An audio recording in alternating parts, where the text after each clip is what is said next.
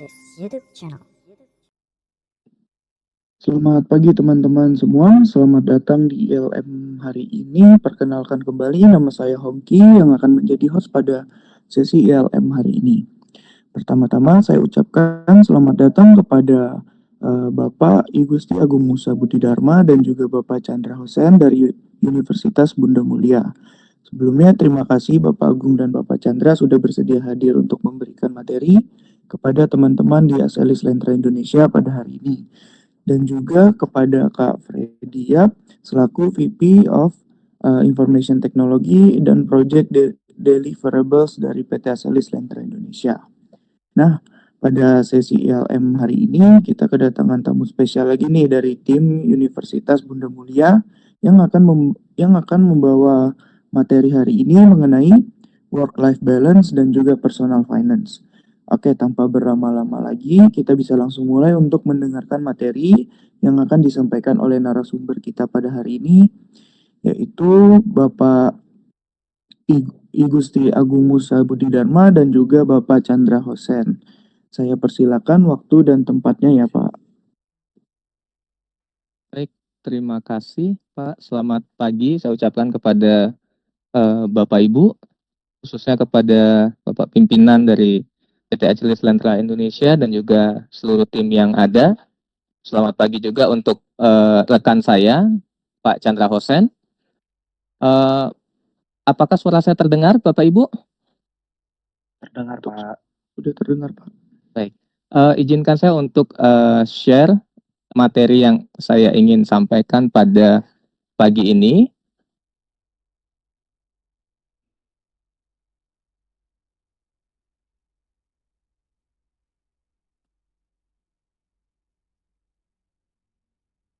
Oke, apakah sudah terlihat Bapak Ibu? Sudah Pak. Baik, sekali lagi terima kasih untuk kesempatan sharing yang diberikan kepada kami. Pada kesempatan ini kami tidak ada maksud untuk menggurui atau merasa lebih dari Bapak Ibu sekalian, tetapi pada sesi ini kami ingin sekali untuk berdiskusi dan sama-sama saling berbagi tentang berbagai hal yang mungkin kita alami dalam kegiatan atau kehidupan kita sehari-hari. Topik yang diberikan kepada saya ini adalah topik yang sebenarnya salah satu topik yang penting. Kenapa? Karena ini kita hadapi dalam kehidupan kita sehari-hari. Sebagai pekerja, sebagai karyawan, ya kita dituntut untuk bisa hidup dengan lebih baik lagi. Judul yang saya pilih untuk materi pagi ini adalah Save Money, Save Mind. Jadi ini bagaimana kita bisa mengamankan finansial yang akan menenangkan pikiran kita. Baiklah Bapak Ibu, pada pagi ini apa yang kita akan diskusikan, apa yang kita akan bahas adalah kita akan mencoba untuk melihat bagaimana hubungan antara kesehatan finansial dan kesehatan mental atau kesejahteraan mental. Khususnya dalam konteks ini adalah bagi kita sebagai pekerja yang ada di Indonesia ini. Jadi apa saja yang akan kita lihat atau kita akan pelajari? Yang pertama adalah kita coba untuk memahami bagaimana hubungan antara kondisi finansial dan kesehatan mental kita. Jadi ini yang kita coba lihat ya. Bagaimana uang dan pikiran itu memiliki keterkaitan atau hubungan yang erat. Kemudian kita mencoba untuk melihat bagaimana sih realita yang terjadi di Indonesia. Kita mungkin coba untuk melihat data literasi, kemudian kita mencoba untuk melihat inklusi keuangan, dan juga bagaimana atau apa saja yang dihadapi oleh para pekerja di Indonesia terkait dengan kondisi kerja mereka. Kemudian kita akan lanjut untuk melihat dampak psikologis. Ya. Kita tidak bisa pungkiri bahwa kondisi finansial itu memiliki dampak ya dalam kehidupan kita sehari-hari. Dan bagaimana itu mempengaruhi produktivitas dan kesejahteraan kita. Kemudian setelah kita melihat seluruhnya ini, ya, baru kita coba melihat secara umum itu konsep save money itu, ya, seperti apa gitu ya. Bagaimana kita bisa membangun fondasi keamanan finansial yang sustain atau berkelanjutan, dan juga kita akan mempelajari strategi praktis di mana kita bisa melakukan itu dalam kehidupan kita sehari-hari untuk menuju ketenangan finansial dan mental.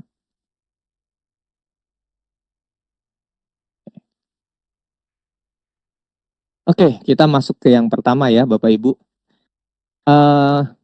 Mungkin saya ingin memberikan pertanyaan kepada Bapak Ibu ya. Di antara Bapak Ibu, siapa sih yang tetap tenang-tenang saja kalau tidak ada duit di kantong atau tidak ada uang di dompet? Ya? Apakah Bapak Ibu eh, merasa merasa bahagia, ya, atau senang dengan kondisi seperti itu?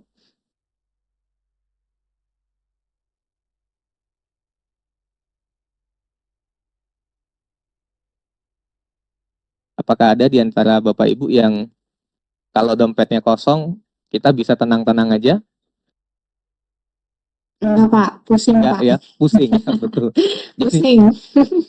saya yakin 101 di antara 100 orang yang ada di link ini, ya, saya tidak bisa melihat berapa banyak, 62 ya kurang lebih ya. 65 dari 62 yang ada itu mengaminkan bahwa kalau tidak ada duit di kantong kita atau tidak ada duit di dompet kita, itu kita nggak akan bisa tenang, ya. Dan ini adalah hal yang wajar, hal yang lumrah. Kenapa? Karena finansial itu adalah salah satu syarat yang perlu kita atau yang harus kita miliki supaya kita bisa menjalankan kehidupan kita dengan baik, ya. Jadi kita melihat bahwa pada saat kita tidak memiliki uang misalnya, ya, atau katakanlah pada saat kita berada di tanggal tua, ya, banyak sekali pikiran-pikiran kita yang muncul nih, ya. Ini gimana kalau besok ada kebutuhan yang tidak terduga, ya. Gimana besok kalau saya mau beli sesuatu atau banyak kebutuhan-kebutuhan yang tidak bisa terpenuhi karena kita tidak mencukupi, kita tidak memiliki dana yang cukup, ya. Kita lihat bahwa kesehatan finansial dan kesehatan mental ini sangat berhubungan, ya. Jadi ya tadi ya, pada saat saya coba bertanya apakah ada yang bisa tenang-tenang aja kalau nggak ada duit, ya jawabannya adalah tidak. Pada saat kita nggak ada duit, kita mulai berpikir, ya. Pada saat pikiran kita itu, ya, kita berpikir, ya, dan semakin banyak kebutuhan yang kita harus penuhi, kemudian kondisi keuangan kita dalam keadaan kurang baik, maka itu akan berpengaruh terhadap kehidupan kita. Penelitian menunjukkan bahwa tekanan finansial ini itu dapat memicu kecemasan, ya, bisa menimbulkan depresi, menimbulkan gangguan tidur, dan sebaliknya pada saat kondisi keuangan kita dalam kondisi yang baik-baik saja, maka kita bisa menjalani kehidupan kita dengan lebih tenang. Jadi dengan demikian kita bisa melihat bahwa stres finansial ini tidak hanya mempengaruhi dompet aja, tetapi juga kesehatan fisik dan mental kita, hubungan sosial kita, dan bahkan, ya, kalau kondisi mental kita terganggu, ya, itu akan berpengaruh terhadap performa kerja kita sehari-hari. Kalau kita melihat fakta lebih lanjut, ya, kita coba melihat data tentang literasi dan inklusi. Jadi apa ini literasi, apa ini inklusi, ya? Kalau kita bicara tentang inklusi keuangan ini adalah bagaimana masyarakat itu memiliki akses terhadap produk keuangan yang ada. Jadi berapa banyak orang yang punya rekening, ya, punya rekening bank, berapa banyak orang yang memiliki investasi di saham, ya, dan lain sebagainya. Kemudian kalau kita bicara tentang literasi keuangan, ini kita bicara tentang tingkat pemahaman masyarakat tentang produk dan layanan keuangan tersebut. Pada tahun 2022, OJK melakukan survei dan penelitian Dan dari hasilnya menunjukkan bahwa secara umum inklusi keuangan itu 85,10%. Artinya 85,10% masyarakat di Indonesia itu sudah memiliki akses terhadap produk-produk keuangan yang ada ya. At least mereka memiliki rekening bank ya. Tetapi yang menjadi concern kita di sini adalah dari 85,10% ini hanya 49,68% yang benar-benar tahu cara mengelola produk keuangan ini atau bagaimana mereka mengelola keuangan mereka. Artinya masih banyak orang yang kurang paham bagaimana mereka mengelola keuangan mereka, ya, bagaimana mereka memanfaatkan mungkin kartu kredit mereka, bagaimana mereka memanfaatkan fasilitas-fasilitas pinjaman yang saat ini cukup banyak ditawarkan bagi kita. Ya. Nah, kesenjangan ini menciptakan yang disebut sebagai kerentanan finansial. Jadi, suatu kondisi di mana kondisi finansial itu menjadi hal yang sangat-sangat memprihatinkan, di mana ada beberapa orang yang menghadapi masalah dengan kondisi finansialnya karena mereka tidak tahu bagaimana mereka harus mengelola keuangan mereka. Jadi ini bisa saja memicu stres ya, memicu stres. Jadi kalau kita lihat di sini penting sekali adanya literasi keuangan yang memadai sehingga kondisi keuangan itu bisa tercipta dengan lebih baik lagi. Mari kita lihat fakta selanjutnya ya, tentang stres kerja dan tentang kelelahan mental. Berdasarkan Kompas ya, jadi saya melihat berita di Kompas, ini di tanggal 6 Juni 2023, kurang lebih 88% pekerja itu mengalami stres kerja ya. Artinya hampir 9 dari 10 pekerja di Indonesia itu merasakan tekanan dalam pekerjaan mereka. Kemudian hal lainnya adalah 3/4 pekerja mengalami mental exhaustion yang berdampak pada produktivitas mereka. Nah, ini adalah survei yang dilakukan oleh Perhimpunan Dokter Spesialis Kedokteran Okupasi Indonesia yang dilaksanakan pada tahun 2024. Dan kalau kita lihat data ini ya, ini ya cukup tinggi ya. Bagaimana tingkat stres yang dialami oleh pekerja yang ada di Indonesia ini cukup tinggi. Kemudian mereka juga mengalami kelelahan mental. Nah, ini kelelahan mental ini berbeda dengan kelelahan fisik. Kalau kelelahan fisik ya mungkin kita dengan beristirahat saja maka kita akan merasa lebih baik ya. Kalau lelah fisik kita bisa tidur ya, besok kita bangun kita sudah segar kembali. Tetapi kelelahan mental ini lebih lebih permanen sifatnya. Dan ada beberapa penelitian yang menyatakan bahwa salah satu penyebab dari tekanan ini adalah tekanan finansial, salah satunya. Dan ini bisa menjadi salah satu kontributor utama stres kerja. Dari apa? Dari tekanan finansial. Kemudian, apakah dampak finansial itu terhadap mental? Tekanan finansial itu tidak hanya mempengaruhi kantong kita saja, tidak hanya mempengaruhi dompet ya, tetapi ini memberikan efek yang lebih besar lagi. Ini bisa mempengaruhi kehidupan kita ya, baik kehidupan kita sehari-hari maupun kehidupan dalam pekerjaan kita. Apa yang terjadi ya pada saat kita mengalami tekanan finansial ya, pada saat kita mengalami ketidakpastian finansial, maka akan muncul kecemasan. Ya. Mungkin salah satu contoh yang kita coba lihat adalah misalnya pada tenaga-tenaga freelancer yang mendapatkan pendapatan mereka itu berdasarkan dari job yang mereka kerjakan. Nah, kalau freelancer kan mereka mungkin bukan sebagai pegawai tetap ya, bukan sebagai pegawai tetap, sehingga income mereka itu hanya berdasarkan dari seberapa banyak job yang mereka lakukan. Ya. Jadi pada saat mereka tidak bisa memperkirakan kepastian akan income mereka, itu akan menciptakan suatu kecemasan. Ya. Kemudian kecemasan itu ya berubah menjadi kekhawatiran. Ya. Kenapa? Karena dalam kehidupan kita selalu dihadapkan pada berbagai macam kebutuhan yang harus kita penuhi.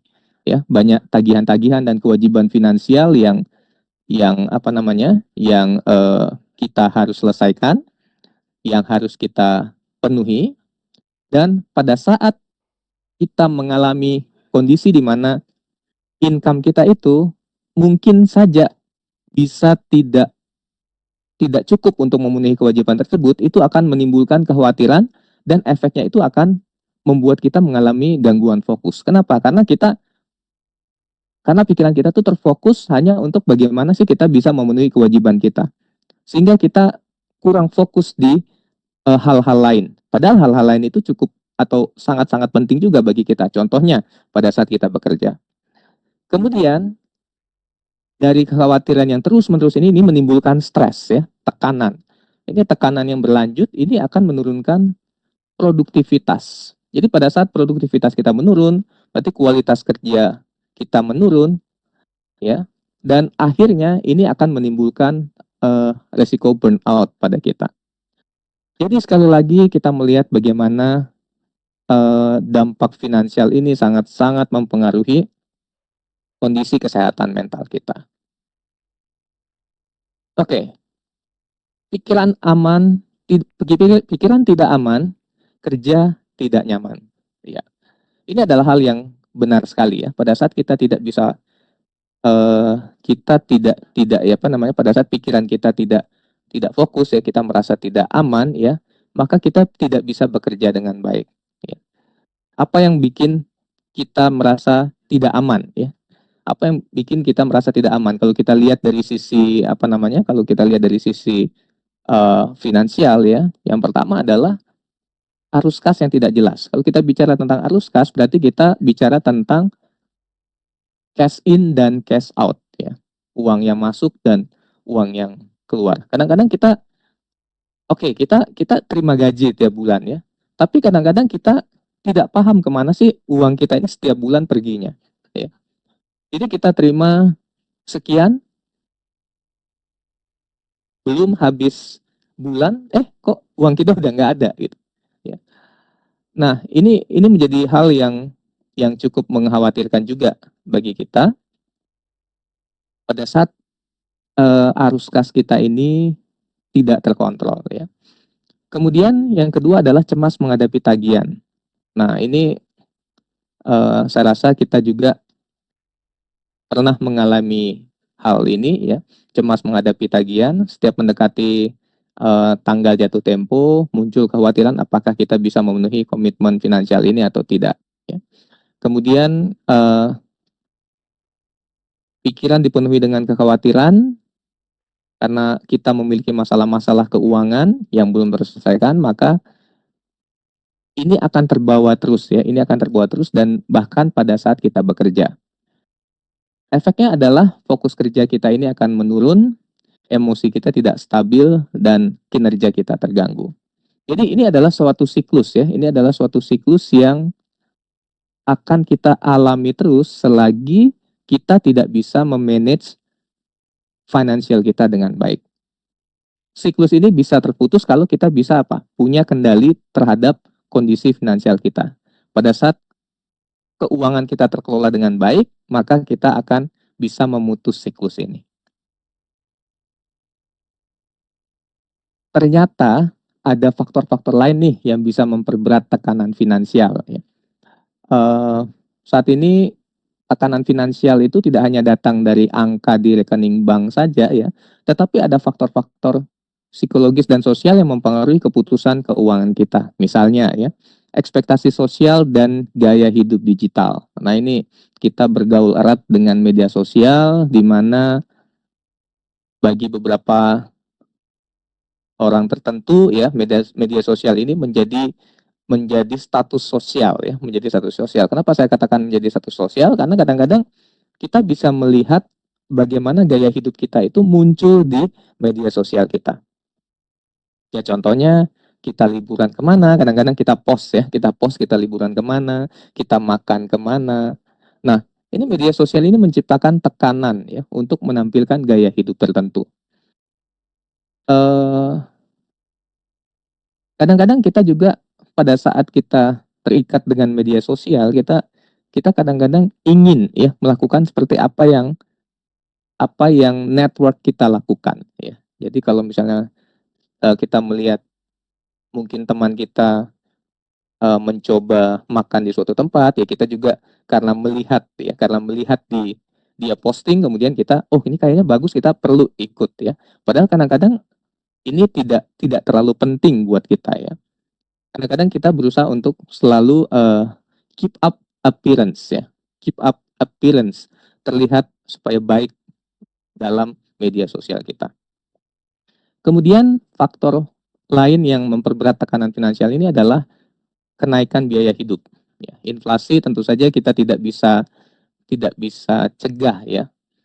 Inflasi dan meningkatnya berbagai harga kebutuhan kita ini kadang-kadang itu tidak dibarengi dengan meningkatnya penghasilan yang kita dapatkan. Nah, di sini perlu sekali kemampuan kita untuk mengendalikan keuangan kita. Kemudian kebiasaan konsumsi impulsif ya.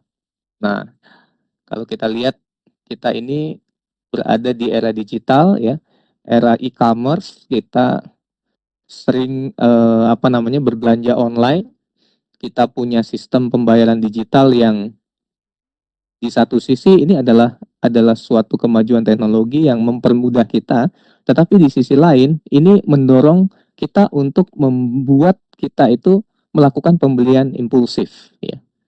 Jadi seringkali kita membeli ya. Jadi pada saat kita melihat e-commerce ya, melihat Shopee, mungkin melihat yang lainnya, kita tertarik, kita membeli padahal belum tentu apa yang kita beli itu adalah sesuatu yang kita butuhkan. Seringkali apa yang kita beli itu tanpa adanya pertimbangan yang matang terhadap dampak finansial. Ya mungkin kalau apa yang kita beli itu adalah barang-barang yang murah, tidak terlalu bermasalah ya. Tetapi pada saat kita membeli sesuatu yang cukup mahal ya, tentu saja itu akan berdampak pada finansial jangka panjang kita. Kemudian paparan media yang memicu perbandingan ya. Kadang-kadang ya inilah ya, kita terus membandingkan diri kita dengan orang lain, dan ini menciptakan sesuatu perasaan yang tidak cukup dan mendorong pengeluaran yang lebih, bahkan bagi beberapa orang tertentu ini sudah nggak sesuai dengan kemampuan finansial kita. Dan yang terakhir adalah ketidakpastian karir. Saat ini di dunia kerja itu sangat kompleks dan sangat-sangat dinamis. Perubahan itu terlalu cepat ya. Otomatisasi, kompetisi yang ketat itu menciptakan ketidakpastian tentang masa depan pekerjaan kita. Makanya kalau misalnya kita tidak bisa mempertahankan itu, kita tidak bisa meningkatkan skill kita dan lain-lain, maka bisa saja kita akan kehilangan pekerjaan kita atau kita kehilangan karir kita. Dan hal ini yang perlu untuk kita pahami ya. Tekanan-tekanan ini bisa dihadapi oleh siapa saja, di usia berapa saja ya. Dan pada saat kita mengenali faktor-faktor ini adalah hal yang baik, karena ini akan membantu kita untuk semakin sadar bahwa kita itu perlu memiliki kendali atas finansial kita.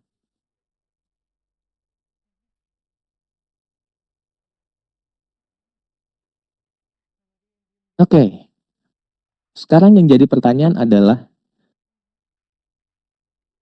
kita bicara tentang save money, save mind ya. Jadi pada saat yang bagaimana kita dikatakan kita berada pada kondisi save money. Kalau kita bicara tentang save money, itu bukan berarti suatu kondisi di mana kita ini sudah memiliki kekayaan yang melimpah ya, atau aset kita sudah sekian ratus miliar atau sekian triliun atau mungkin lebih dari itu ya. Save money bukan bicara tentang seberapa banyak yang kita miliki, tetapi bagaimana kita bisa menciptakan kondisi di mana kita bisa merasa aman dan tenang dengan situasi finansial kita, apapun tingkat pendapatan kita. Nah, ada beberapa elemen kunci dari sini ya. Yang pertama adalah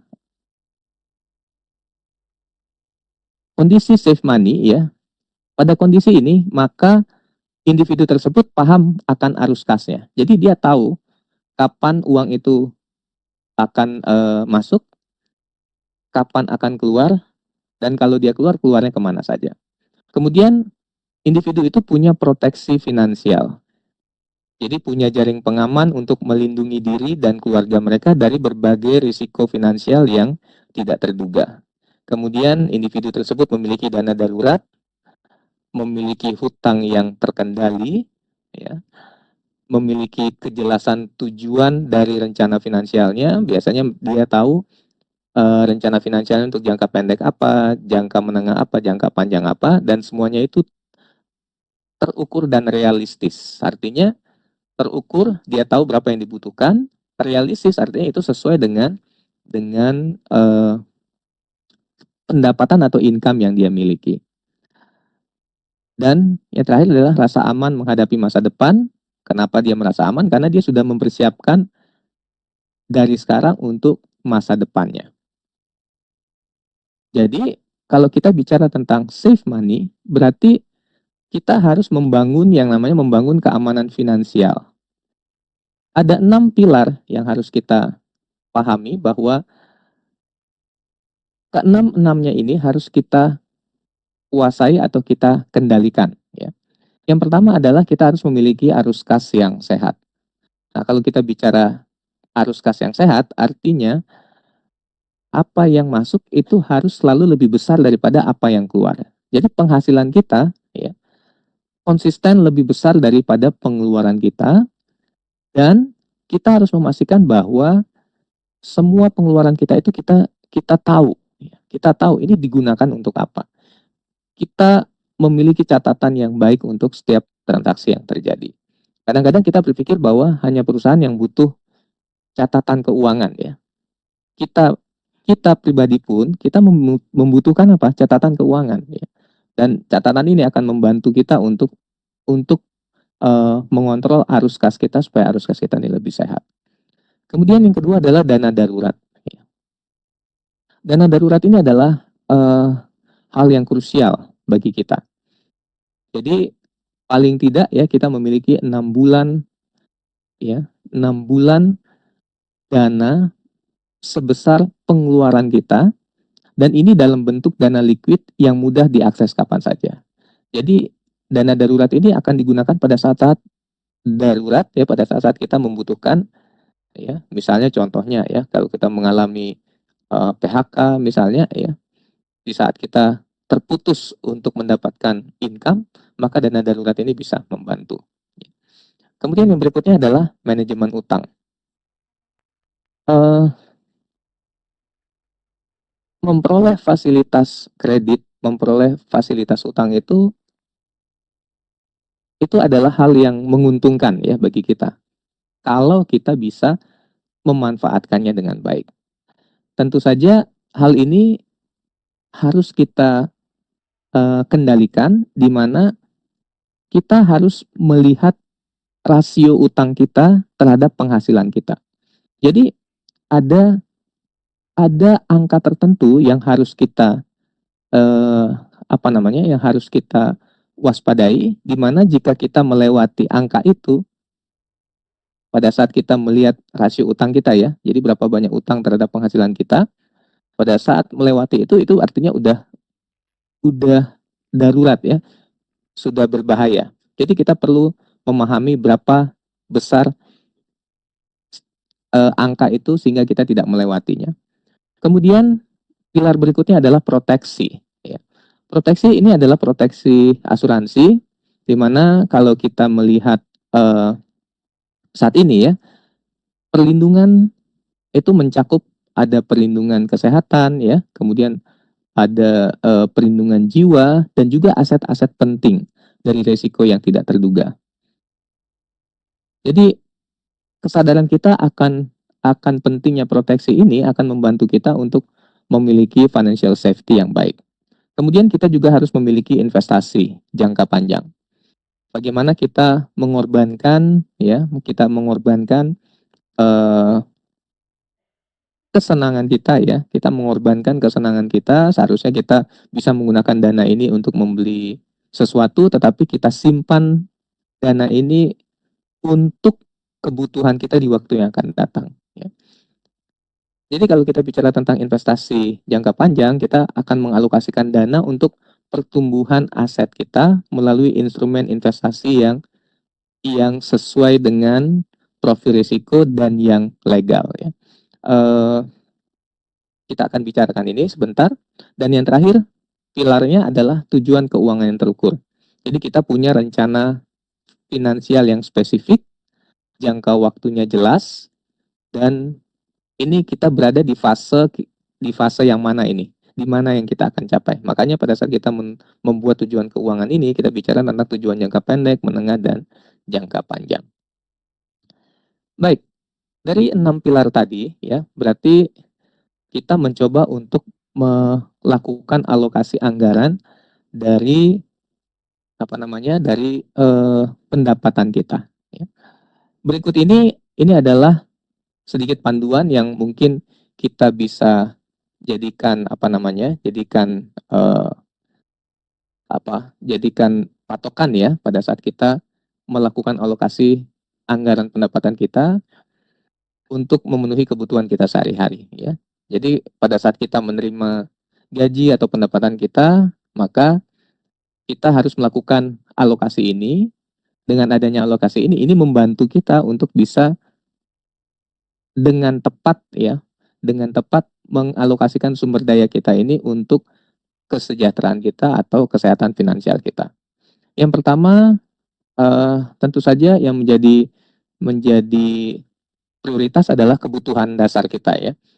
Nah, kebutuhan dasar kita sebaiknya adalah mengambil 40-60% dari pendapatan kita ya. Jadi kalau kita bicara kebutuhan dasar ini berarti kita bicara tentang eh, tempat tinggal ya, perumahan, makanan, transportasi, utilitas dan kebutuhan-kebutuhan penting lainnya yang harus kita penuhi. Jadi porsinya ini kurang lebih 40-60%. Kemudian berikutnya adalah berikutnya adalah dana darurat ya. Dana darurat. Jadi ini adalah hal kedua yang wajib kita sisihkan. Idealnya adalah minimal 6 bulan pengeluaran, tapi kadang-kadang ya, kenapa dituliskan 3-6 bulan ini, karena kadang-kadang kan kita melihat juga tidak semua memiliki pendapatan yang ideal. Makanya kita mencoba untuk setidaknya kita memiliki dana darurat 3-6 bulan pengeluaran kita, yang nantinya kalau misalnya itu sudah terkumpul dengan jumlah yang cukup besar, itu bisa dialihkan nanti ke investasi. Kemudian berikutnya ya, ini kita bicara berdasarkan prioritasnya. Prioritas yang harus dipenuhi berikutnya adalah memenuhi kewajiban. Nah, kewajiban berarti kita bicara tentang hutang. Apakah kita boleh berhutang? Yaitu pertanyaan yang sering ditanyakan. Apakah kita boleh berhutang? Apakah kita bisa kredit? Ya, kredit ini, kredit itu, ya bisa ya. Bisa, jawabannya bisa. Tetapi pada saat kita berhutang ya, usahakan hutang yang kita lakukan itu adalah utang produktif, bukan utang konsumtif ya. Apa beda antara utang produktif dan utang konsumtif? Nah, hutang produktif ini adalah hutang ya atau pinjaman yang kita lakukan. Pada saat kita melakukan pinjaman ini, kita mengalokasikannya untuk membeli aset-aset yang akan menghasilkan bagi kita. Misalnya kita membangun atau kita membeli rumah misalnya ya. Kemudian rumah itu kita jadikan rumah kos. Nah, ini adalah utang produktif. Kenapa? Karena rumah yang kita beli itu akan mendatangkan income bagi kita, ya. Atau contohnya misalnya utang untuk pendidikan, ya. Ini nantinya setelah kita menyelesaikan pendidikan, maka ini akan membawa return bagi kita, ya. Ini membawa penghasilan bagi kita. Ini yang disebut sebagai hutang produktif. Bagaimana dengan hutang konsumtif? Hutang konsumtif ini adalah hutang yang jadi kita melakukan peminjaman, kita meminjam uang, ya, melakukan kredit untuk membeli barang-barang yang sifatnya kita akan konsumsi, kita akan pakai. Dan kadang-kadang, ya, ini apa namanya, barang-barang yang kita beli atau aset yang kita beli itu tidak mendatangkan apa-apa bagi kita, ya. Ada pertanyaan yang muncul misalnya, ya, kalau beli rumah itu apakah termasuk utang produktif atau hutang konsumtif? Tergantung dari rumah itu mau dipakai sebagai apa, ya. Rumah itu dipakai sebagai apa? Kalau rumah itu dibeli untuk tempat tinggal, ya, itu bukan hutang produktif, ya. Itu adalah kebutuhan, ya. Itu salah salah satu kebutuhan dan itu tidak menghasilkan income tambahan bagi kita. Tetapi pada saat membeli rumah untuk dijadikan tempat kos misalnya, itu disebut sebagai hutang produktif. Nah, ini yang kita perlu perlu sangat hati-hati dalam memutuskan apakah kita akan berhutang atau tidak. Dan untuk utang ini, ya, idealnya adalah 30%, kalau bisa zero debt, ya. Tidak ada utang sama sekali, itu lebih baik, ya. Daripada kita harus berhutang untuk hutang konsumtif. Tapi maksimum, ya, maksimum yang bisa ditolerate atau ditoleransi adalah kurang lebih 35% dari pendapatan, ya. Jadi ini kita bicaranya dari pendapatan, ya, Bapak Ibu.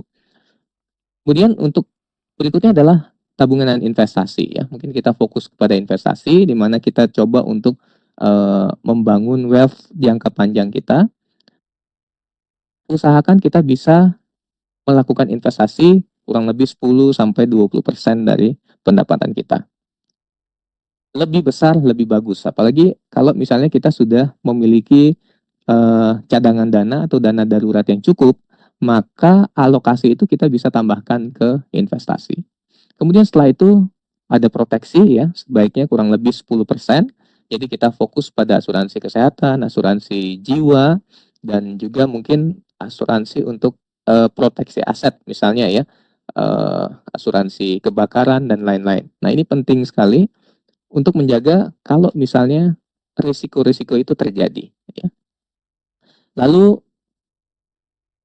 apakah hanya itu saja yang harus kita alokasikan? Iya, tentu saja tidak ada salahnya, ya. Tentu saja tidak ada salahnya kita apa namanya, eee, memberikan reward untuk diri kita, ya. Jadi untuk gaya hidup itu kurang lebih 5 sampai 15%. Jadinya ini untuk hiburan, ya, untuk hobi kita, ya, untuk pengeluaran-pengeluaran untuk hal-hal pribadi kita yang lainnya di luar kebutuhan pokok.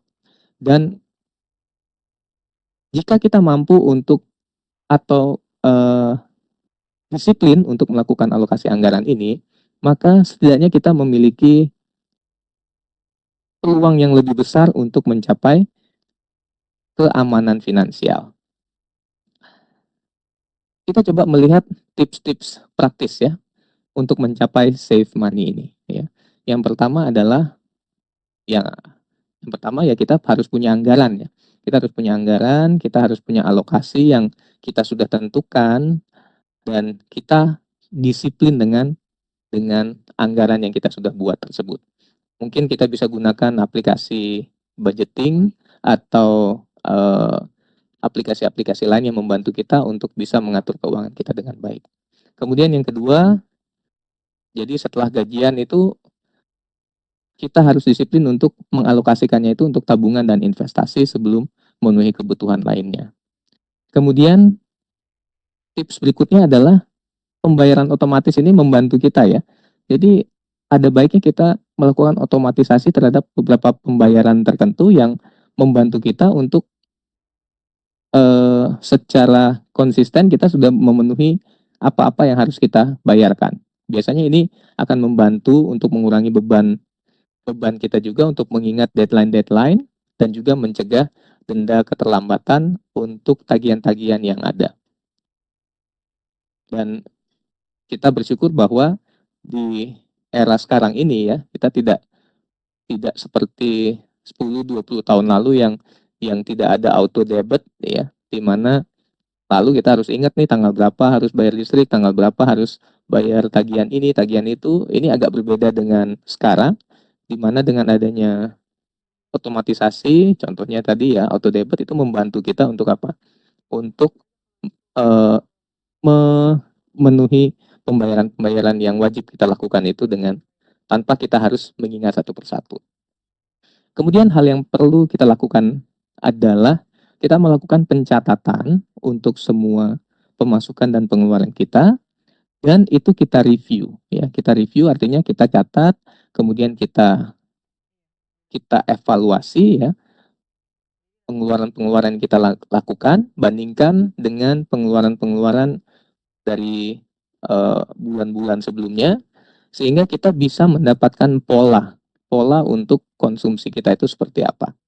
Dan biasanya pada saat kita memiliki catatan yang baik ya, kita bisa mengidentifikasi kira-kira ini apa namanya, apa-apa saja yang harus kita kurangi ya. Apa-apa saja yang harus kita kurangi, ini membantu kita untuk bisa lebih efisien lagi di area-area tertentu ya. Kemudian tips berikutnya adalah melakukan detox finansial. Nah, untuk kesehatan ini bukan hanya detox makanan saja ya, tetapi finansial juga perlu detox ya. Apa ini detox finansial? Detox finansial ini artinya untuk periode tertentu kita melakukan no spend ya. No spend untuk kategori tertentu. Misalnya ya, sebulan kita tanpa makan di luar ya, atau 30 hari tanpa belanja online. Nah, ini membantu kita untuk meriset kebiasaan-kebiasaan konsumsi yang mungkin mulai meningkat gitu ya. Ini juga akan membantu kita untuk meningkatkan kesadaran terhadap trigger pembelian impulsif. Dan yang terakhir adalah belanja sesuai nilai. Jadi pada saat kita berbelanja ya, tanyakan apakah yang saya beli ini sesuai dengan nilai dan prioritas hidup saya. Jadi kita fokus kepada kebutuhan ya, bukan kepada keinginan. Jadi kita lihat pada saat kita mau membeli sesuatu, apalagi nilai dari barang itu adalah cukup mahal, kita coba tanya, apakah ini kebutuhan? Apakah ini keinginan? Jadi ini akan membantu kita untuk selalu bisa fokus ke apa yang kita perlukan. Ya. Baik, kita sampai pada kesimpulan.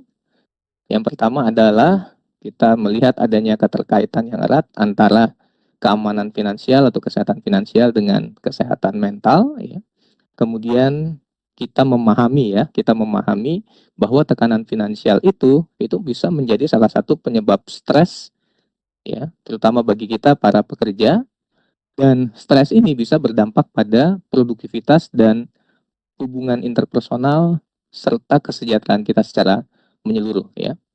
Kemudian berikutnya adalah kita belajar bahwa financial safety itu bukan sekedar penghasilan yang besar, tetapi bagaimana kita bisa mengelola penghasilan kita dengan sebaik-baiknya sehingga kita bisa cukup dari apa yang kita hasilkan. Ya.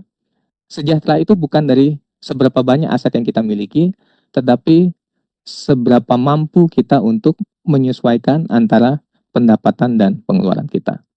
Dan yang terakhir adalah konsistensi. Ini adalah kunci yang harus kita pupuk, ya, yang harus kita biasakan. Kebiasaan-kebiasaan kecil kita ini akan mampu membuat perubahan yang signifikan, terutama pada saat kita menuju kondisi save money, dan tentu saja ini akan membantu kita untuk bisa mendapatkan save mind. Dan langkah kecil itu dimulai bukan besok, bukan lusa, bukan bulan depan, tapi kita coba untuk mulai hari ini. Ketika uang berada dalam kendali, maka pikiran menemukan ruang untuk tenang. Jadi, Sekali lagi saya mengajak Bapak dan Ibu untuk bisa mengambil satu langkah kecil yang bisa membantu kita untuk meningkatkan keamanan finansial kita. Buatlah kondisi finansial kita ini aman, dan dengan demikian maka kita bisa mendapatkan pikiran yang tenang, dan itu tentu saja akan berpengaruh positif dalam produktivitas kerja dan dalam kehidupan kita sehari-hari. Terima kasih atas perhatian Bapak Ibu. Mudah-mudahan ini bisa berguna bagi Bapak Ibu sekalian. Terima kasih.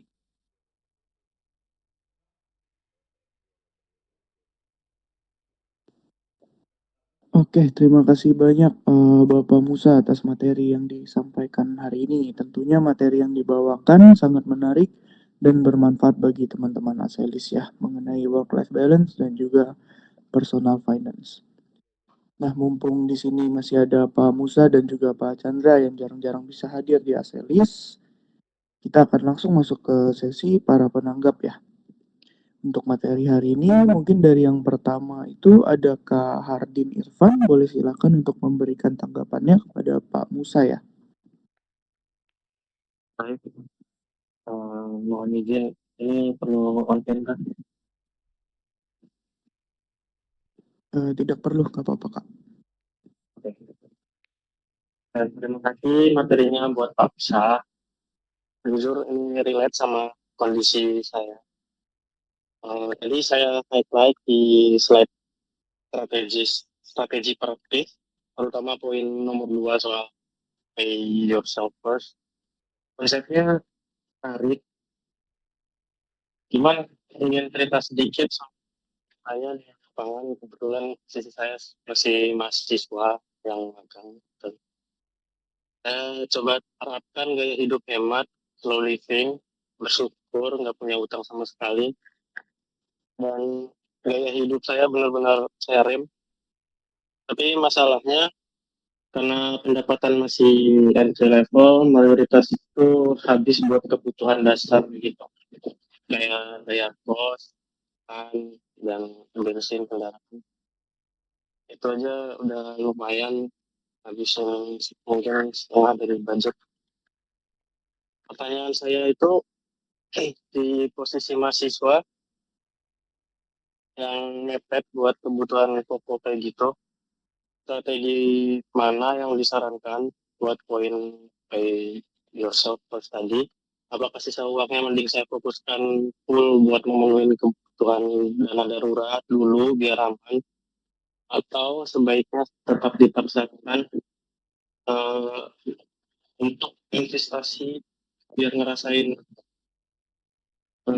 compounding interest dari muda? Itu aja. Terima kasih. Baik, terima kasih. Pertanyaan yang baik sekali ya. Dan apa yang dihadapi oleh Kak Hardin ini bukan hanya kakak sendiri yang ngadepin ya. Saya rasa teman-teman juga pernah mengalaminya. Jadi kalau kita bicara tentang langkah-langkah strategis tadi ya, itu idealnya adalah seperti tersebut ya. Tetapi memang ada beberapa kondisi di mana kita harus realistis dengan pendapatan kita, dan ada hal-hal yang menjadi prioritas ya. Makanya kalau kita lihat dalam pengalokasian anggaran tadi, prioritas utama itu adalah kita memenuhi kebutuhan pokok kita dulu ya. Setelah itu kita baru masuk ke dana darurat. Nah, kenapa kita masuknya ke dana darurat ya, bukan ke investasi atau yang ke yang lain ya? Karena dana darurat ini adalah sesuatu yang harus keluar pada saat dibutuhkan, dan biasanya yang dibutuhkan itu adalah kebutuhan kita. Makanya jika kita masih belum bisa untuk berinvestasi misalnya ya, karena keterbatasan tadi, sebaiknya jika ada sedikit kelebihan itu ditaruh di dana darurat. Tetapi kita mesti ingat bahwa dana darurat itu ada maksimumnya ya, ada maksimumnya. Jadi minimal kalau kita bisa buat itu 6 bulan dari pengeluaran bulanan kita, itu baik sekali. Bisa lebih dari itu pun baik. Kemudian ada pertanyaan, seberapa maksimal kita akan mengakumulasi dana darurat ini? Mungkin sampai 12 bulan maksimal ya. Setelah itu kalau kita mau terus tambah dana darurat itu tidak terlalu menguntungkan juga buat kita kalau dana darurat itu terlalu banyak. Kenapa? Karena biasanya kita menaruh dana darurat itu kan di rekening tabungan ya, di mana hampir kita bisa katakan bahwa eh, tidak ada insentif atau return yang kita dapatkan dari tabungan tersebut ya. Kita tahu bunga bank tabungan itu terlalu kecil ya. Makanya misalnya kita setelah capai misalnya 12 bulan pengeluaran kita untuk dana darurat, maka itu sudah bisa kita alokasikan ke investasi gitu. Mungkin bisa menjawab untuk pertanyaannya Kak Hardin tadi. Terima kasih. Oke, baik. Terima kasih Kak Hardin atas tanggapannya dan juga atas jawabannya ya Pak Musa. Mohon maaf nih teman-teman yang mengikuti sesi ILM. Sebelumnya kita masih ada sesi penyampaian materi ya dari satu pembicara lagi, yaitu dari Bapak Chandra Hosen ya. Ya, boleh Pak, Bapak Chandra Hosen, saya persilakan tempat dan waktunya ya Pak. Oke, terima kasih Pak. Bapak Ibu, selamat pagi. Saya akan melanjutkan materi yang disampaikan oleh Pak Musa, namun berfokus kepada work-life balance gitu ya. Sebentar saya akan present terlebih dahulu.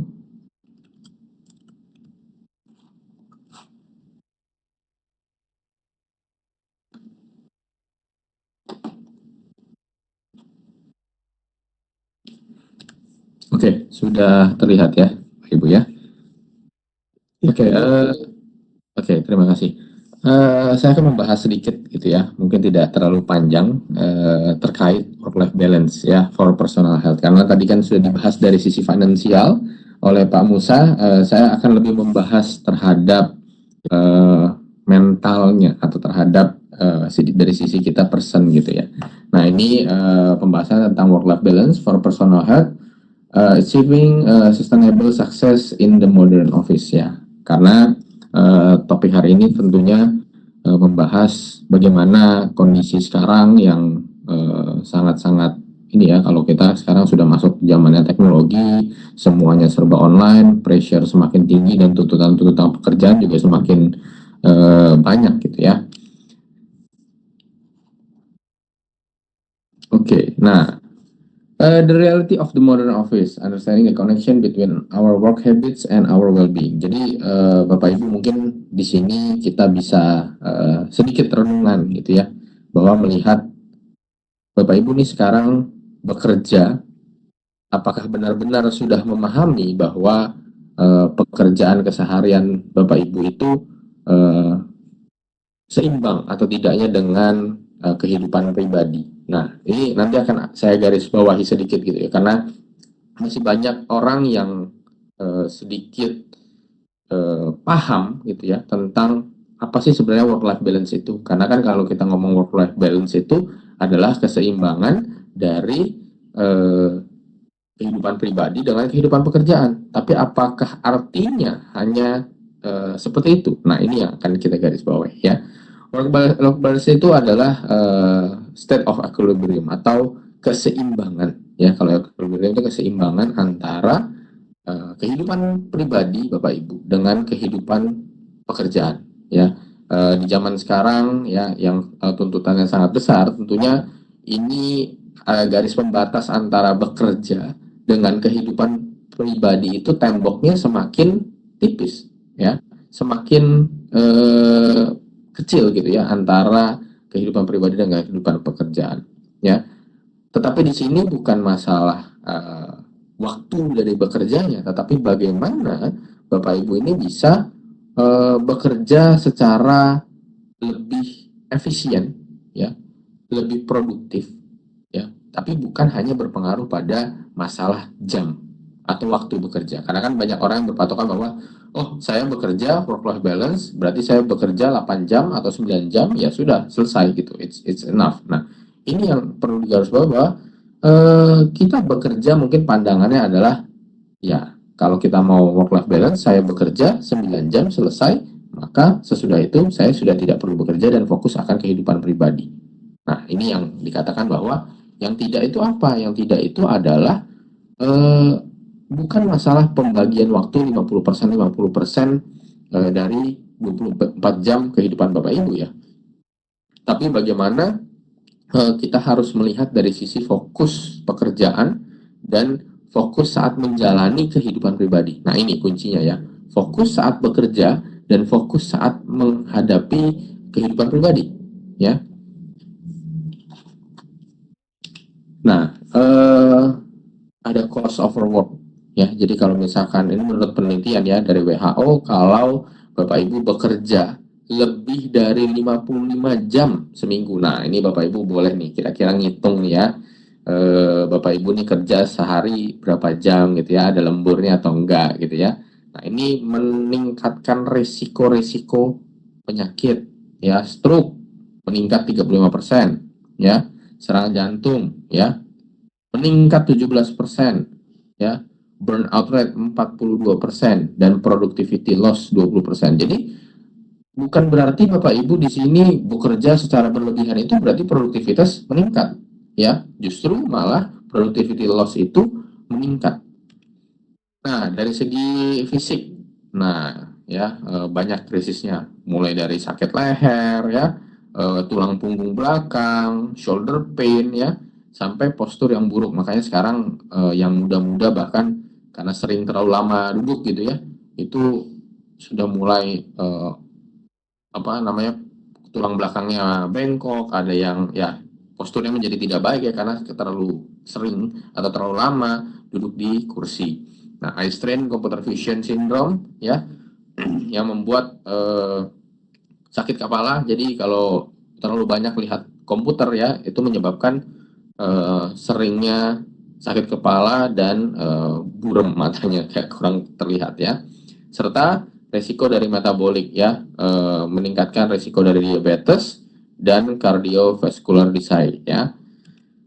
Nah, mental health impact, chronic stress ya, flight of flight, mood elevates cortisol leading to anxiety. Jadi Bapak Ibu mungkin sudah pernah merasakan ya, kalau misalkan kita overwork ya, tentu ada anxiety, kekhawatiran, jadi gelisah, bawaannya gelisah nih, bekerja tapi bekerjanya lembur secara fisik, tapi kita mungkin ngebayang-bayang di rumah ya, atau ada trouble di rumah, atau saya pengen cepat pulang gitu ya.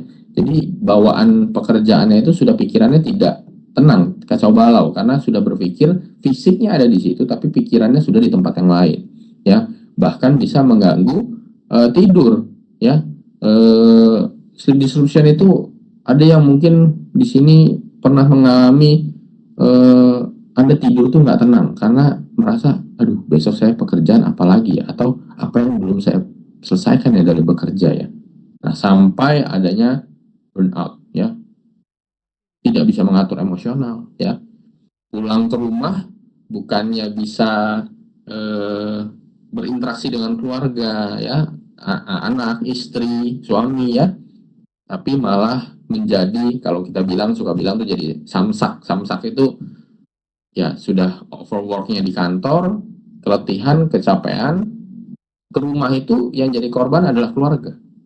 Ya, karena apa? Secara emosional sudah tidak stabil, terlalu drain energi di kantor sampai kita tidak punya energi lagi untuk dibawa pulang ke rumah.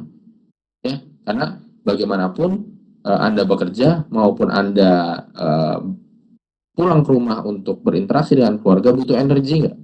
Butuh energi. Ya, tetapi ternyata Anda sampai di rumah yang dibawa bukan energi, tetapi sudah excuse ya, sudah habis energi, sudah drain energinya. Nah, perspektifnya kita melihat bahwa almost everything will work again if you unplug it for a few minutes, including you. Ini dari Anel Lama. Nah, gimana sih strateginya agar mencapai balance? Jadi, ingat ya Bapak Ibu, balance itu bukan berarti bekerja 8 jam stop atau 9 jam stop, ya, tetapi bagaimana kita memahami betul konsep dari work-life balance itu sendiri. Nah, ini ada 3 pilar utama, ya. Adanya boundaries, ya. Learn to manage your time. Bagaimana kita bisa mengatur jadwal, bagaimana kita bisa mengatur waktu. Ya, jangan cuman tahu waktunya bahwa jam 8 masuk, jam 5 pulang, selesai. Tetapi yang sering terjadi adalah pada saat jam 8 sampai jam 5 itu, apakah Bapak Ibu berkonsentrasi pada pekerjaan Bapak Ibu? Nah, itu yang sekarang menjadi refleks. Ya, di luar negeri seperti di Jepang, kenapa tingkat pekerjaan mereka secara efisiensi ya, secara productivity itu sangat tinggi? Karena mereka sangat berfokus pada saat jam kerja, jam 8 sampai jam 5 itu benar-benar berfokus pada pekerjaannya. Ya, sesudah itu mereka benar-benar literally stop. Ya, jadi kalau misalkan memberi batasan, jadi memberi tembok yang jelas, sebenarnya perusahaan bisa saja kan membuat bahwa ya udah jam 5 tank atau jam 6 tank memang sudah tidak boleh membahas pekerjaan, semisalkan seperti itu. Tetapi akan di flashback ditanya kembali. Kalau kita dari dua sisi ya. Apakah Bapak Ibu selama jam kerja jam 8 sampai jam 5 tersebut itu benar-benar efektif dan efisien kalau kita melihat dari sisi perusahaan? Bahkan di luar negeri itu sudah ada namanya penggunaan AI ya, yang Anda kalau duduk di meja gitu ya, Anda bekerja, AI itu akan melihat seberapa produktif Anda secara waktu ya di depan komputer. Nah, dalam 8 jam kerja, berapa kali Anda bolak-balik ke WC misalkan, atau minum kopi ke belakang, atau istirahat, atau ngobrol bahkan sama meja sebelah. Nah, ini di luar negeri sampai ada AI untuk menganalisa productivity dari karyawan office atau dari karyawan kantor. Nah, ini kenapa? Karena dinilai bahwa, oh, kita baru masuk jam 8 itu masuk bukan langsung kerja. Jam 8 itu masuk, ya udah, yang penting saya sudah absen, terus ke bawah beli sarapan. Jam 8 absen, ngopi dulu. Jadi jam 8 itu terkadang bukan yang start to work. Ya kalau kita melihat dari efisiensi kerja, ya. Tetapi kalau hal ini bisa dibatasi atau dibikin batasan yang jelas bahwa efektivitas kerjanya baik, ya jam 8, jam 5 tank selesai, maka ya sudah. Ya, kita belajar untuk learn to stop and release, bahwa ya udah sudah waktunya tank selesai. Ya walaupun saya tahu ya kalau saya sharing sedikit bahwa ya kalau dibilangnya kita bilang punya work life balance gitu ya, saya juga seorang pengusaha gitu ya, sambil mengajar juga. Kalau ditanya ada nggak waktu work life balance, nah itu mungkin saya akan pertanyakan ke diri saya sendiri gitu ya, karena tuntutan atau pressure yang memang kita pilih gitu ya, jalannya memang kita pilih dan itu memang terjadi gitu. Tetapi di sini saya akan sharing adalah bagaimana caranya untuk rilis, untuk bisa menghadapi agar tidak terjadi ya tadi ya over stress ya, sampai gangguan tidur dan sebagainya. Nah ini yang menjadi acuan Bapak Ibu, karena saya tidak bisa bilang bahwa kita bisa menghapus tuntutan pekerjaan. No, itu pasti balik dari segi jabatan Bapak Ibu, dari segi bagaimana pekerjaan atau divisi yang Bapak Ibu jalani ya. Kalau misalkan kita bilang bagian teks, mungkin nanti awal tahun sudah mulai sibuk ya sampai bulan Maret April gitu ya. Ya itu memang tuntutan pekerjaan. Saya tidak bisa merubah pola pekerjaannya. Tetapi saya memberikan masukan kepada Bapak Ibu bagaimana how to release atau setidaknya mengurangi beban stres, karena kalau sudah stres sudah masuk itu ujungnya tetap excuse itu sampai Bapak Ibu udah pekerjaannya sudah tidak produktif lagi, apa yang Anda kerjakan itu benar-benar hanya melewati waktu gitu ya tanpa ada hasil yang maksimal ya. Lalu di sini ada movement, bagaimana Anda bisa mengatur bahwa Anda sedang sudah terlalu lama duduk ya. Bahkan kalau sekarang Bapak Ibu kalau pegang rata-rata sekarang sudah pakai jam digital ya, karena banyak kayak jam digital. Itu setiap 2 jam akan di reminder, Anda sudah duduk 2 jam.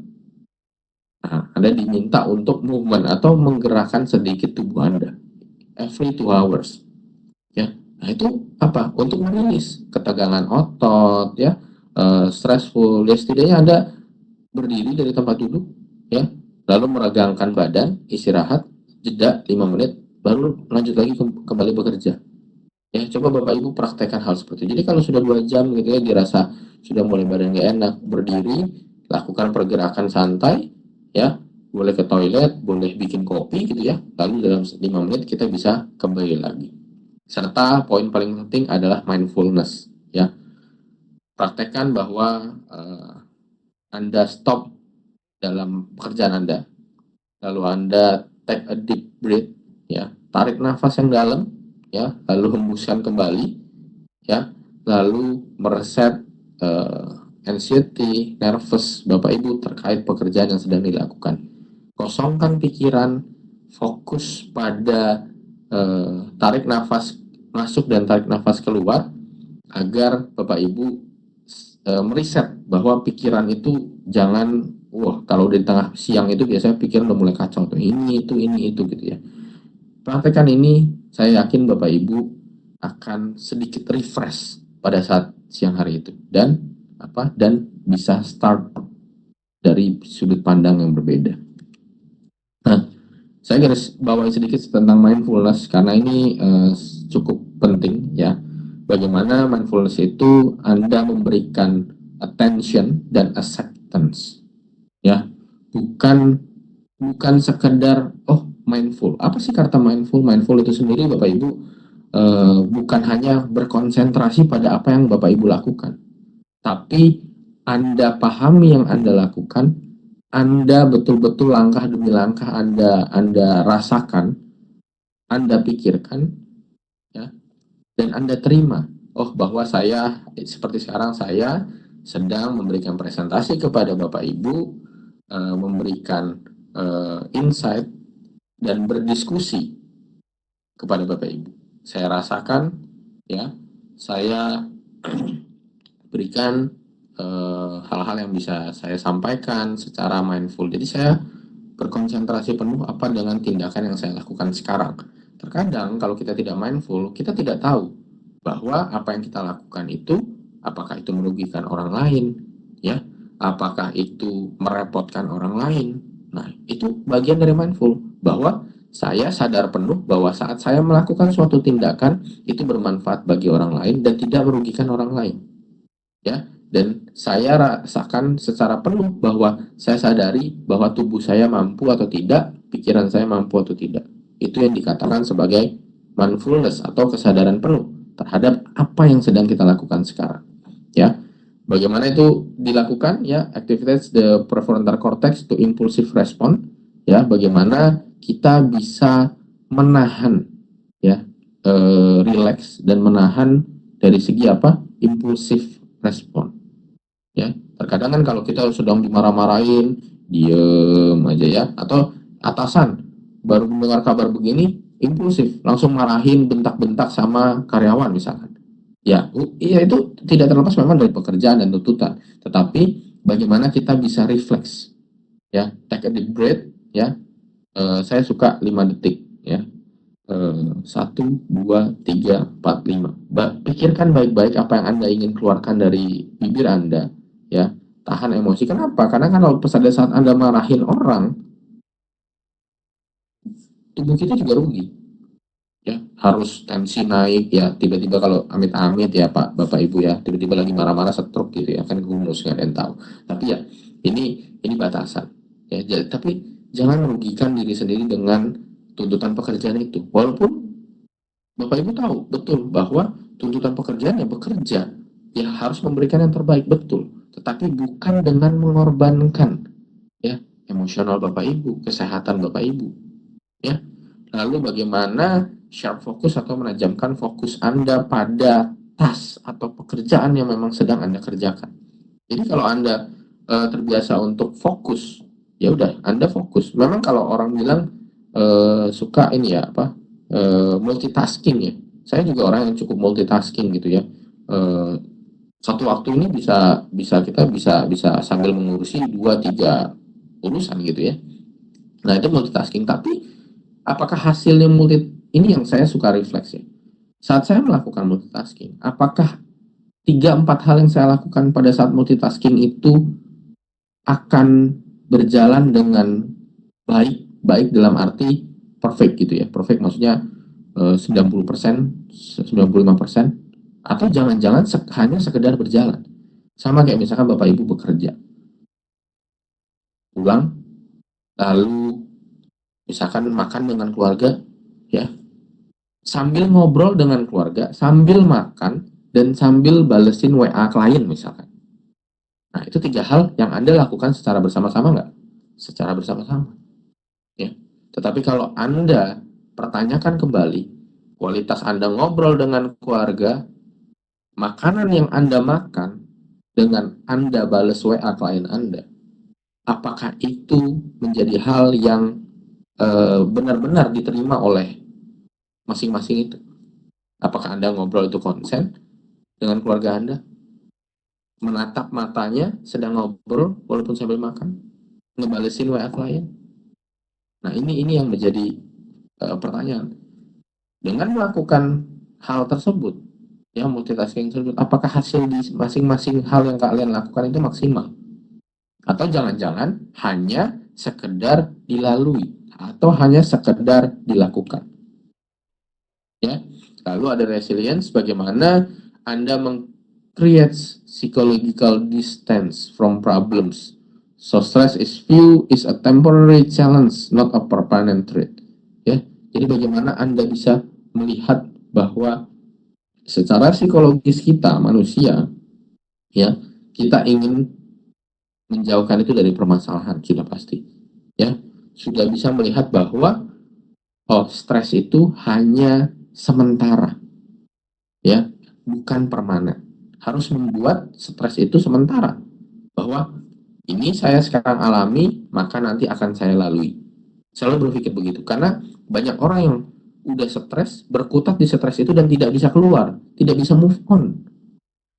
Ya, Bapak Ibu mungkin sering terjadi, pikiran penat banget, mikirin nggak berhenti-berhenti, berkutat di situ nggak pindah-pindah gitu ya. Nah itu, kita harus sadari bahwa permasalahan ini datang dan akan ada waktunya untuk selesai. Ya, tinggal bagaimana Anda memproses waktu atau proses dari permasalahan yang datang. Akan ada solusi dan pikirkan solusi atau fokus on solution dan bagaimana menyelesaikan permasalahan itu. Kalau Anda pusingin di stresnya terus dan tidak berfokus pada solusi, ya tidak akan move on, tidak akan bergerak dari hal tersebut. Ya. Nah, ini intervention effectivities. Setelah Anda bisa melakukan itu ya, mindfulness, dengan Anda bisa mindful setelah 8 minggu, tidak ada mindfulness itu 85% stresnya tuh tinggi gitu ya. Dengan mengikuti mindfulness program ya, akan turun menjadi 45% atau termaintain dengan baik ya. Lalu job satisfaction itu increase ya sampai 78% hanya dengan menerapkan apa? Mindfulness. Nah, ini implementasi ada beberapa teknik ya, ada namanya stop teknik. S itu stop what you are doing. Berhenti melakukan. Kalau udah terlalu stres, udah stop dulu. Ya, stop, release, ingat stop and release. Stop itu berarti berhenti dan tidak memikirkan apapun tentang yang Anda lakukan untuk sementara waktu. Ya, tadi saya bilang 5 menit. Take a deep breath, ya. Tarik nafas yang dalam, hembuskan, ya. Konsentrasi bahwa nafas Anda itu masuk dan keluar. Lalu Anda mengobservasi, ya, apa yang sedang saya lakukan, feelingnya seperti apa, dan sensasinya seperti apa. Ya, aduh saya stres banget, pekerjaan kok numpuk banget, sambil tarik nafas, ya. Terus Anda sadari bahwa tadi yang saya katakan bahwa ini problem, Anda berfokus dengan solusinya, ya. Lalu ini permasalahan yang akan lewat. Jadi jangan berkonsentrasi bahwa masalah itu tidak akan pernah selesai. Itu sesuatu hal yang salah. Bedanya adalah permasalahan ini selesai, lalu muncul permasalahan baru. Biasanya seperti itu ya. Tetapi harus disadari bahwa setiap permasalahan itu pasti ada selesainya. Walaupun nanti muncul masalah baru lagi. Ya. Take a break. Observasi bahwa feeling Anda seperti apa. Anda lagi sedih, Anda lagi stres ya, sensasinya di dalam tubuh Anda seperti apa. Nah, itu rasakan benar-benar dulu. Lalu proses dengan perspektif. Oh, ternyata ini begini. Sadari bahwa saya lakukan itu dan saya harus seperti apa. Relax. Nah, ini menerapkan bagaimana stop teknik. Minimal stressful Anda yang mungkin udah mentok 90, 80 ya, Anda rilis dulu menjadi 50, 60. Saya nggak bisa bilang jadi 0 ya, tapi bisa menjadi 50, 60 dan bisa balik, Anda bisa melihat perspektif baru. Ini ada mindful morning, datang itu jangan langsung pagi-pagi jam 8 langsung buka email. Duduk, minum kopi, tapi sebelum jam 8 ya. Karena kan jam 8 itu waktu efektif kerja. Jadi datang lebih pagi, duduk, minum kopi, nikmati pagi gitu ya. Baru mulai bekerja. Fokus on one task at a time. Turn off unnecessary notification to reduce distraction. Ya, nah ini saya bilang tadi, apakah Bapak melakukan banyak pekerja, Bapak Ibu melakukan banyak pekerjaan, ya, multitasking katanya, itu hasilnya maksimal. Nah ini akan dipertanyakan. Jadi fokus dulu untuk tugas satu tugas yang sekiranya mengganggu tuh dinonaktifkan dulu notification-nya. Jadi fokus selesaikan. Ya walaupun kita nggak bisa bilang bahwa pasti bisa aja datang pekerjaan ini, pekerjaan itu. Tetapi kita benar-benar fokus dengan apa yang kita lakukan sambil kita memaintain tugas-tugas lain nih. Mindful walking, when walking to meeting to the restroom, feel your steps, use a mental break. Anda mau dipanggil meeting, Anda mau ke toilet. Tadi, tarik nafas, hembuskan nafas, lalu Anda berjalan, Anda pahami bahwa saya sedang berjalan, saya sedang melangkah. Jangan pikirkan kerjaan. Melangkah, ya pikirkan sedang melangkah. Yaitu take a break juga sama, tetapi pada saat proses Anda menjalani pekerjaan. Lalu lakukan active listening. When a college speech, listen fully, understand, not just prepare and answer. Jadi perhatikan betul apa yang dikatakan oleh teman Bapak Ibu atau pimpinan Bapak Ibu. Ya, bukan hanya menyiapkan, wah dia nanya ini saya siapin jawabannya, tapi dengarkan baik-baik, benar-benar fully concern. Ya, lalu di sini ada full your body, ya, nutrition, kafein, ya ini juga untuk tentunya bisa mendukung tubuh kita mempunyai tenaga, ya, energi untuk menghadapi problem-problem yang akan terjadi. You can stop the waste, but you can learn to serve, ya, dari John Kabat-Zinn. Mungkin saya akan menutup presentasi saya sedikit mengingatkan bahwa apa yang saya sampaikan ini bukan berarti meminta Bapak Ibu itu untuk tidak bekerja secara maksimal, tetapi memahami bahwa work-life balance itu bukan sekedar 50-50 dari segi jam atau dari segi waktu Anda bekerja, tetapi memahami betul bahwa apa yang Anda lakukan, apa yang Anda kerjakan bisa Anda maksimalkan secara produktivitas dan efektivitas, agar apa yang Anda lakukan bukan pada saat bekerja juga melakukan hal yang sama. Dengan keluarga, apakah Anda benar-benar concern dengan keluarga atau mengurusi hal lain? Apakah Anda bekerja, Anda benar-benar bekerja, atau jangan-jangan ngobrol dengan teman di sebelah Anda? Nah, ini akan menjadi pertanyaan kepada diri Bapak Ibu, tetapi setidaknya saya sudah menyampaikan bahwa mindfulness dengan apa yang Bapak Ibu kerjakan itu akan setidaknya mengurangi atau merilis stres yang dapat menyebabkan yang tadi saya sampaikan di awal, mulai dari penyakit mental sampai penyakit fisik. Terima kasih Bapak Ibu untuk kesempatan yang diberikan. Saya kembalikan kepada HR. Thank you. Selamat siang. Oke, terima kasih banyak Pak Chandra atas materi yang dibawakan pada hari ini. Mungkin untuk mempersingkat waktu, kita langsung saja memberikan ke para penanggap ya. Mungkin untuk penanggap selanjutnya ada Kak Glenn Brian William. Boleh silakan memberikan tanggapannya kepada Pak Musa ataupun Pak Chandra ya, silakan. Menurut saya untuk Pak Chandra materinya sangat menarik sekali. Nah, saya sebagai Gen Z yang baru terjun ke dunia kerja, saya juga merasa untuk sulit menjaga work-life balance saya, Pak. Nah, menurut Bapak, adakah penyebab spesifik generasi muda sekarang itu lebih cepat ngerasa overwhelmed atau kewalahan? Terima kasih, Pak. Terima kasih. Ini boleh langsung jawab apa bagaimana, Pak? Langsung jawab aja. Ya, boleh silakan Pak. Oke. Ya. Terima kasih pertanyaannya.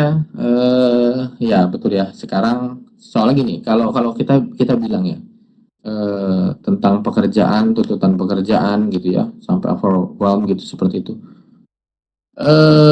Mungkin kembali ya, kalau saya bekerja juga kalau ditanya, ya mungkin di Pak Musa juga tahu gitu ya, bahwa saya bekerja itu benar-benar kalau dibilang over secara waktu over jauh sekali, jujur. Karena balik lagi ya, itu pilihan saya. Saya mau mengajar, saya juga punya usaha ya.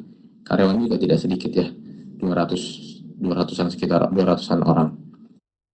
Sulit nggak menghadapi waktu itu? Sulit. Ya, sangat-sangat sulit. Tapi balik, tadi Bapak tanya saya, bagaimana sih kita bisa mengatasi atau setidaknya jangan sampai terjadi excuse seperti itu. Jujur kalau saya bilang saya suka apa yang saya lakukan. Saya suka mengajar, saya suka sharing, saya juga mendapat insight dari Bapak Ibu gitu ya. Saya suka menjalankan apa yang saya lakukan. Nah, yang pertama adalah jalankan sesuatu hal yang Bapak Ibu suka. Refleksikan kepada diri Anda. Karena gini, kalau namanya Anda enjoy, karena beda ya, ada orang yang bekerja karena tuntutan. Ya, saya harus bekerja untuk menghidupi keluarga. Ada yang seperti itu. Ya, ada juga yang saya bisa menjalankan hal itu, ya, mencari nafkah untuk keluarga, tapi menjalankan apa yang saya sukai. Ya, jadi kalau ditanya, pertama jalankan yang memang Anda sukai. Atau setidaknya walaupun bidangnya mungkin Anda belum tentu suka, tapi jalankan hal itu dengan cara yang Anda sukai. Ya. Cara yang Anda sukai tentunya harus berimplikasi terhadap perusahaan dan itu positif ya.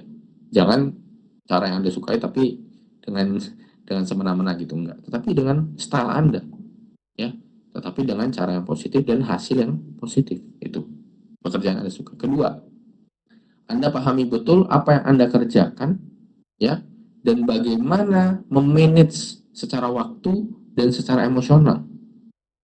Ya, tadi tekniknya sudah saya katakan bahwa saya sangat berkonsentrasi terhadap mindfulness karena hal itu dapat benar-benar mengontrol diri Anda. Anda menguasai betul tubuh Anda, bukan sekedar respon impulsif dari otak Anda bahwa ini terjadi menjadi beban, lalu saya harus menanggapi dengan bla bla bla bla, itu enggak.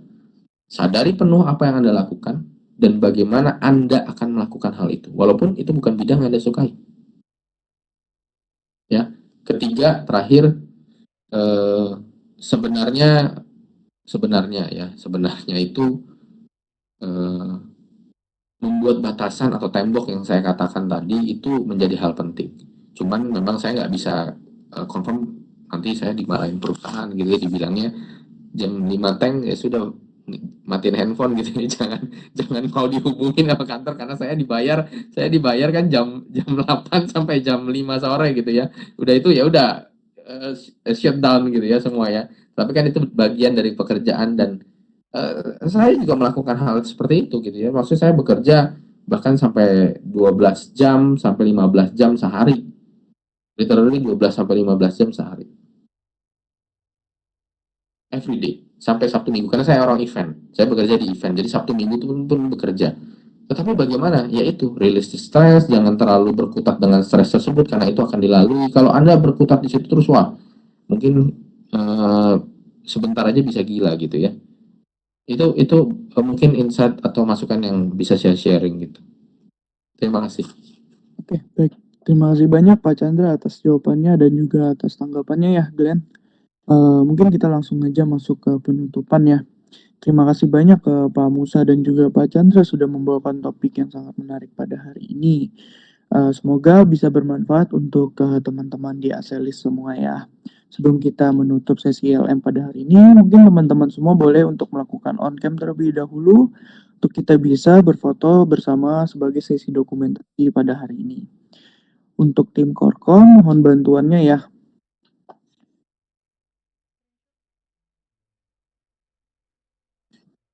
Oke. Halo, apakah terdengar? Ya, sudah terdengar ya. Oke, boleh teman-teman dinyalakan dulu untuk kameranya dan akan ditunggu sekitar 1-2 menit lah ya. Ini semua wajib.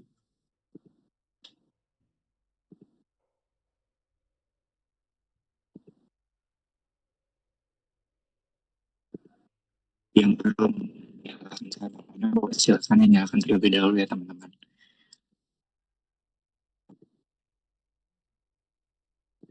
Hongki, aku mulai Hongki. Ya, boleh silakan ya.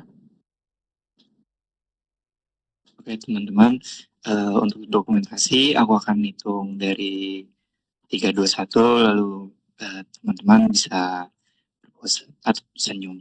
Oke, aku mulai untuk hitungannya ya teman-teman. Untuk di sini ada 4 page, jadi ada 4 kali lah ya. Aku mulai ya. Untuk page pertama, 3, 2, 1.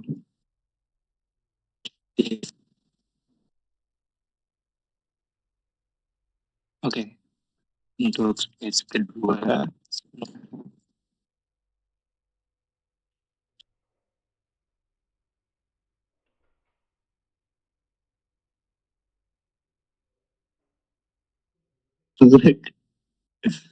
oke, untuk page kedua, 3, 2, 1.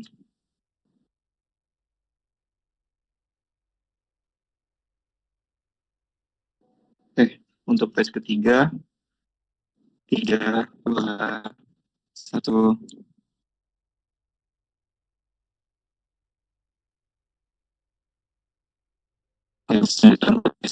Yang keempat,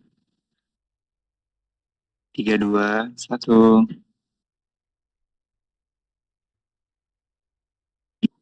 Oke, udah ya Hongki semuanya untuk dokumentasinya. Terima kasih teman-teman. Aku balikan ke Hongki. Oke, terima kasih banyak ya Kak Eka. Baik, tidak terasa sudah waktu menunjukkan pukul 10:37. Terima kasih banyak Pak Musa dan juga Pak Chandra atas waktunya sudah menghadiri dan membawakan materi pada sesi ILM di PT Aselis Lentera Indonesia hari ini ya Pak. Terima kasih juga kepada teman-teman yang sudah hadir pada sesi ILM hari ini. Selamat pagi semuanya dan selamat beraktivitas kembali ya teman-teman semua. Terima kasih. Terima kasih, selamat pagi. Terima kasih, selamat pagi. Terima kasih, selamat pagi. Ya, terima kasih Pak.